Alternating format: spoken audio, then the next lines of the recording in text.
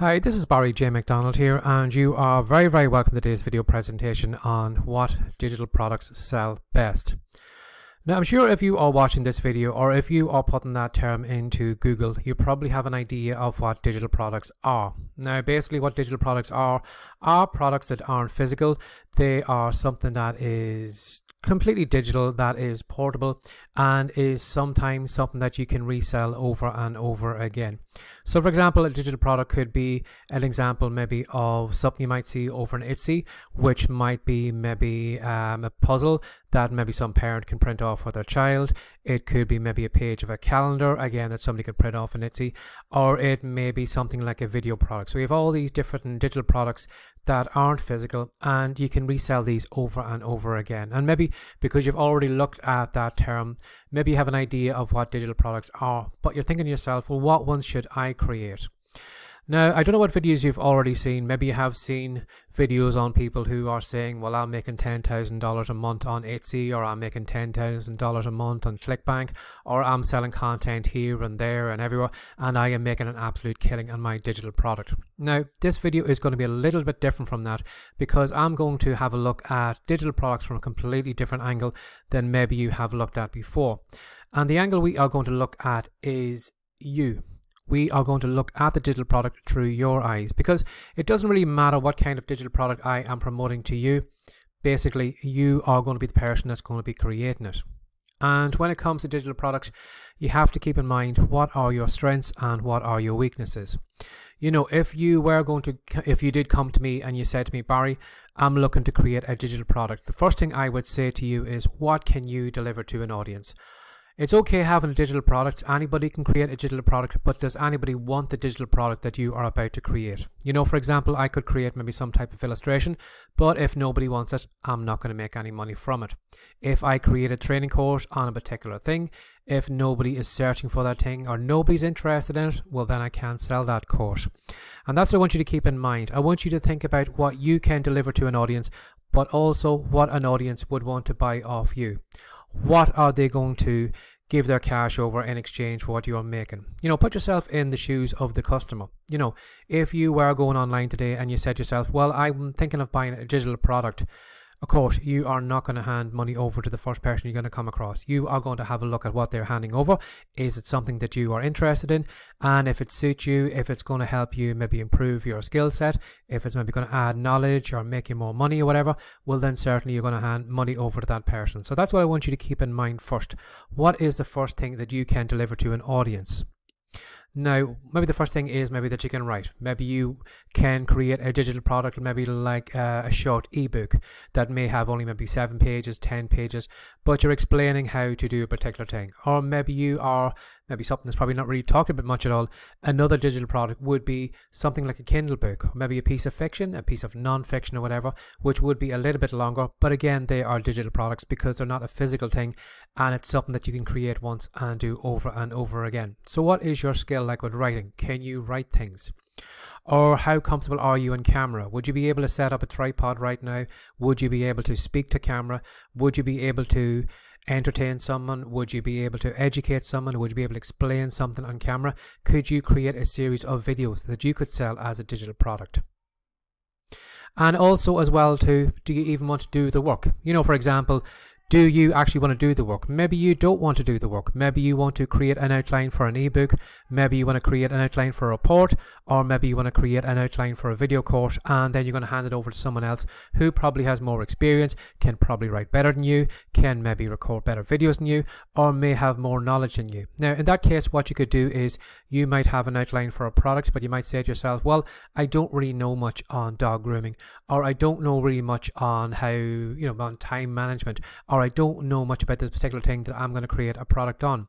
And what you can do is you can actually go to sites like Upwork, and you can ask over there, does anybody have any knowledge on that? Could I hire somebody who is a ghostwriter who could write me an ebook on time management, or who could write me an ebook on how to be a better parent, or who could maybe create a couple of illustrations for me for my digital product that I'm going to sell on Etsy? So sometimes you don't even need to do the work, and that's what I want you to keep in mind today. You know, As I said, I'm coming at this from a completely different direction than maybe other people have done before. But first of all, I would ask you, what can you deliver to an audience? Can you write? Are you comfortable on camera? Or what is your skill set? What can you provide, that you can package up into your digital product? And again, too, do you want to do the work, or do you want to hand the work on to someone else? And that is completely different. I'd have to do a completely different video on that if you want to outsource your work. But sometimes you don't even need to create the digital products that you are selling. Now, as well too, one thing you need to keep in mind is the best product is one that you can do regularly. A lot of people will say to you, maybe in the previous videos, well, you can make $10,000 in Etsy, or you can make this money in ClickBank or whatever. And they are only kind of taking a small fragment of the digital products, and they're saying this is the one that's going to suit you. But you may find when you actually go to that thing and try doing it, it's not for you. You'll see tons of videos on Etsy and Kindle and Printful, people who are printing maybe wall art or maybe making t-shirts and making mugs, and they're saying you can do the exact same thing as I can do. But when you think about it, will your heart actually be in it? When you think about it, are you really going to make that much money from a business that you hate? I don't know about you, but I have worked in many jobs, 9-to-5 jobs, that I absolutely detested, and I hated going into that job every single day. And if you're going to create a product that's going to be a digital product that is hopefully going to bring you an income and bring it into you, do you really want to be working on something that you absolutely detest? And that's what you need to keep in mind too as well when it comes to any particular thing that you are looking to create, whether that is mugs, whether that's t-shirts, whether that's wall art on Etsy, whether that is, Kindle books or whatever it is. Could you imagine yourself doing it over and over again? Could you imagine yourself creating mugs every single day? Can you imagine creating designs for t-shirts every day? Could you imagine creating maybe coloring book images that you're selling on Etsy? Could you imagine yourself doing that long term? And if you can't see yourself doing that long term, do you really expect that you are going to be successful selling that digital product if your heart isn't really in it? You're not going to tell as many people as you can about this product. You aren't going to market it as hard as you could if it was a product that you love. So that's what I want you to keep in mind as well too. The best product that you can do is one that you can do regularly over and over again, because at the end of the day, you are not going to retire on one digital product. It's probably going to come about from a series of products. So you've got to love what you're going to be doing, and you've got to do it regularly. You have to show up a lot of times, create a lot of content, and the more content that you have out there that you can sell, the more money of course you're going to make. But you've got to love it, because the more you love it, the more you're going to show up and do it regularly, the more good work you're going to get, and the more people are going to be excited to buy those products off you. So keep that in mind too. Can you do it regularly? And as well too, when it comes to the type of products that you can sell, you got to say to yourself, if I am selling to a particular market, are they going to be interested in buying digital products from me again and again and again? And that's what I want you to think about. It's okay creating a digital product, but if you only sell it once, well, then you can only make one sale to that audience. But what if you could get yourself in front of an audience that was really interested in that particular topic that you were talking about, and they love buying more and more and more things about it? So for example, if we have a look at things like, people are probably going to buy digital products probably because they may probably want to get some knowledge, they want to learn some new skill or whatever. Maybe they are trying to improve themselves. Maybe they are people who buy puzzle books, or who buy riddle books, or who buy word search books because they're trying to build up maybe their kind of, their mental capacity or whatever. Or maybe they're trying to improve themselves in some way. For example, maybe people who are buying maybe workbooks or planners, or who are buying kind of things that are kind of self-development themed because they're trying to improve themselves. They're trying to improve their knowledge. They're trying to maybe gain new habits, or kind of, do some kind of mental counseling with the content that you're going to create. And again too, you're going to have ones like relationships, and people are probably going to buy content on digital products on relationships. For example, maybe a video course on how to get your ex back, or how to have a better marriage, or how to have a better relationship with your kids or whatever. And then you're probably going to find, then you're probably going to have other digital products. Maybe people are buying a digital product because they want to know how to make more money. For example, you're probably watching this video right now because you want to know more about digital products because you're interested in making money. So in those cases, you're probably going to find those people who are interested in all those different things, knowledge, improving themselves, relationships, making money, they are going to be interested in buying more and more and more products on those teams, because they're always constantly looking for more knowledge. They're looking to improve themselves more. They're always looking for better relationships. They're always looking for more money, and they're going to buy more of that content to try and improve each of those parts. And what you'll also find as well too, there are other parts or other things that people buy regularly when it comes to digital products, and that is things that they like, things that are fun for them to do. Again, example, puzzle books, word search books, things that they do in their pastime. When they switch off the TV, put their feet up, maybe they like doodling into journals, maybe they like having some kind of puzzle book, or maybe they like doing spot the difference puzzle books and things like that. And then you also have people who have a hobby, for example, maybe golfers. Someone who likes golf probably has bought more than one thing on golf. They probably have bought mugs on it, they probably have bought t-shirts on it, they probably have bought video courses on how to improve their golf drive, or how to get things cheaper, or whatever it is. And again too, that kind of goes into any sports, whether that's football, whether that's sport, whether that's sailing, whether that's fishing. Again, pastimes as well too. What pastimes do people buy content from regularly? Now, yourself, if you go over to the Amazon store and you do a search on a particular topic, for example, maybe fishing, or maybe shooting, or things like maybe motorcycles or things like that, you'll find that you'll probably find a lot of content over there, because those people buy loads of things. So that's what I want you to keep in mind too as well when you are buying a digital product. Think about, how can I sell to this audience over and over again? Because once you sell to a person once, it's very, very easy to sell them a second product again too.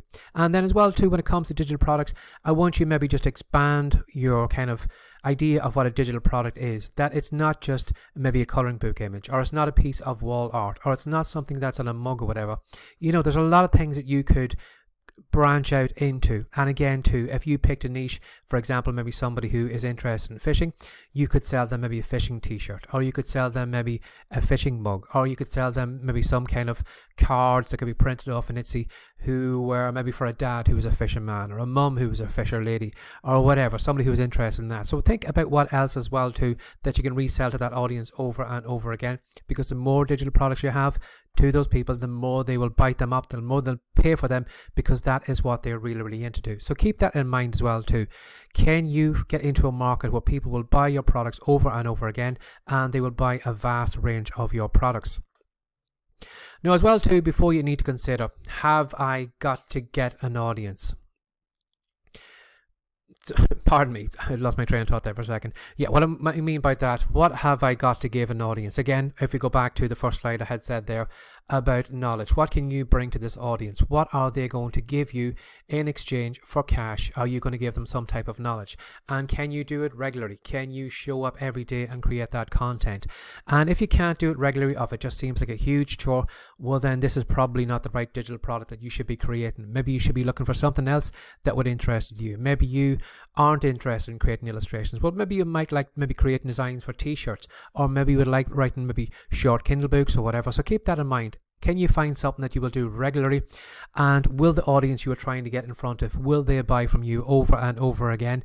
Because the more you can sell to one customer, it's a lot easier selling to that person over and over again, rather than finding a brand new customer every single time. And then as well too, when you have that digital product, can you sell additional digital products on top of that, so you have a vast catalog of things you can sell to that person, so you'll actually make more money as well.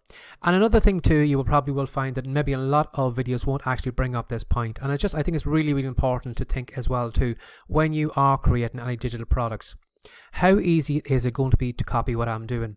Now again, as I said, you will probably find a lot of videos where people are saying to you, create something on Etsy, create this coloring book illustration because this one is selling thousands of times and you can do it too. Now that's fair enough, that coloring book illustration could be sold thousands of times, and yes, you could probably copy doing that, and then you could make some money. But when you think about it for a moment, you're actually copying somebody else. And what's stopping somebody else coming along and then copying you and then taking some of your sales away? So I want you to keep in mind today, is the thing that you are going to create, is it something that somebody can easily copy and take customers away from you? And the more kind of you put your kind of stamp on it, your fingerprint, bringing more of yourself into it. Like for example, here I'm recording this video. Anyone could record a video like this, but they can't do it like I can, because I'm putting my personality into this video, just like I goofed up earlier on when I lost my train of thought. And that's what I want you to keep in mind today. How safe is your business going to be? It's okay maybe making $1,000 a month right now, maybe selling something on Etsy. But what happens if somebody comes along in maybe 2 months' time and does the exact same thing as you do and robs all your customers, your business is going to go down the pan. Or whatever it is you're looking to do, can somebody copy the content that you're creating? Can somebody step in, clone your business and take everything off you?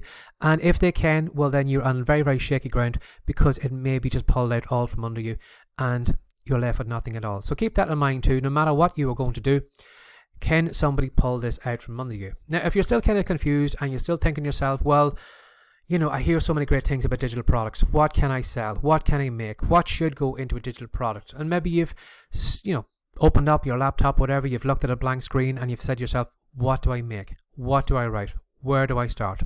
Well, I'm going to show you in this, my report here, Digital Cash. I am going to show you 5 different ways that you can make money from other people's content, effort, and products. Because when you think about it, you know, if you're looking at a blank page, it's really hard to create something. But if I gave you someone else's content, if I gave you some research that somebody else made, if I gave you somebody else's product, you can actually make a product from something else that somebody else has made. Now, that probably sounds a little bit unusual. You probably haven't heard it mentioned anywhere before, but if you haven't, and if you are interested in creating some digital product of your own, the very, very easiest way that you can actually do it, I recommend you grab a copy of Digital Cash. And to get a copy of Digital Cash, if you just go to the domain name here, which is writecome.com, that's WRITECOME.com, and then / Digital Cash. So that's capital DIGITAL and then capital CASH. Digital Cash. Head on over there and read all the details about this report.